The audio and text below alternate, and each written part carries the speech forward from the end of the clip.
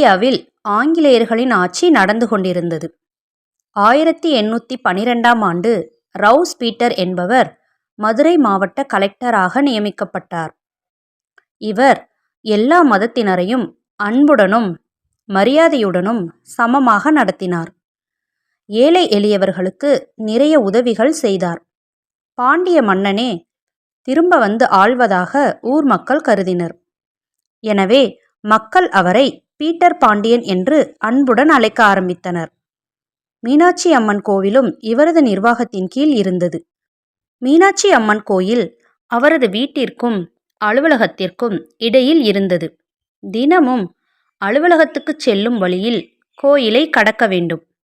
கோவிலுக்கு வந்ததும் தான் வரும் குதிரையிலிருந்து இறங்கி தொப்பியையும் காலணியையும் கழற்றி மீனாட்சி அம்மனை வணங்கிவிட்டு கோவிலை கடக்கும் வரை காலணிகளை கையில் ஏந்தி கொண்டு வெறும் காலுடன் நடப்பார்.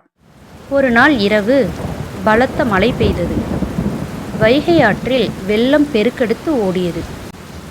வீட்டில் தூங்கிக் கொண்டிருந்த பீட்டர் கணுக்கால் சத்தம் கேட்டு எழுந்தார். அவர் கண் விழித்து பார்த்தார்.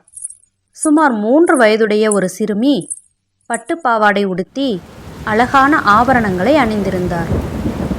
அவள் அவருடைய கையை பிடித்து வா பீட்டர், வா பீட்டர் என்று கூறி அவரது இல்லத்திலிருந்து வெளியே இழுத்தாள். அவர் வெளியே வந்த சிறிது நேரத்தில் அவரது வீட்டின் மீது மின்னல் தாக்கி வீடு இடிந்து விழுந்தது. பீட்டர் திகைத்தார். திரும்பி பார்த்தார். அந்த சிறுமி கோவிலின் திசையில் ஓடுவதை கண்டார். சிறுமி விலை மதிப்பற்ற பளபளப்பான ஆபரணங்களால் அலங்கரிக்கப்பட்டிருந்தாள். ஆனால் அவளுடைய பாதங்கள் மட்டும் வெறுமையாக இருந்தன. அவள் வெறுங்காலுடன் ஓடுவதையும் கவனித்தார். அவளை பின்தொடர்ந்து ஓடினார். கோவிலுக்குள் நுழைந்த சிறுமி மறைந்துவிட்டாள். தன்னை காப்பாற்ற சிறுமியின் வடிவில் வந்தவள் தேவி மீனாட்சி என்று பீட்டர் உறுதியாக நம்பினார்.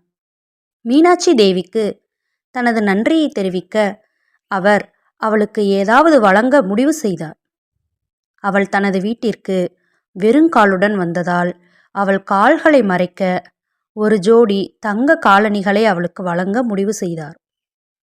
மாணிக்கங்கள், மரகதங்கள், வைரங்கள் மற்றும் பிற விலை உயர்ந்த கற்கள் பதிக்கப்பட்ட தங்கத்தால் செய்த பாதுகைகளை மீனாட்சி அம்மனுக்கு வழங்கினார். பாதுகைகளுக்கு பின்னால் பீட்டர் என்ற பெயர் பொறிக்கப்பட்டிருந்தது. இன்றும் கூட சித்திரை திருவிழாவின் போது 5ஆம் நாளில் மீனாட்சி தேவி தனது குதிரை வாகனத்தின் மீது சவாரி செய்யும்போது இந்த பாதுகைகள் அவரது பாதங்களை அலங்கரிக்கின்றன. அவை பீட்டர் பாதுகம் என்றும் அழைக்கப்படுகின்றன. ஓய்வுக்கு பிறகு பீட்டர் இங்கிலாந்து செல்ல மறுத்துவிட்டார். மதுரையிலேயே தங்கிவிட்டார். இறந்த பிறகு தனது கண்கள் மீனாட்சி அம்மன் கோவிலை நோக்கி இருக்குமாறு அடக்கம் செய்யப்பட வேண்டும் என்பதே அவரது கடைசி ஆசை. அவரது ஆசைப்படியே அவரது முகம் மீனாட்சி அம்மன் கோவிலை நோக்கி இருக்குமாறு புதைக்கப்பட்டார்.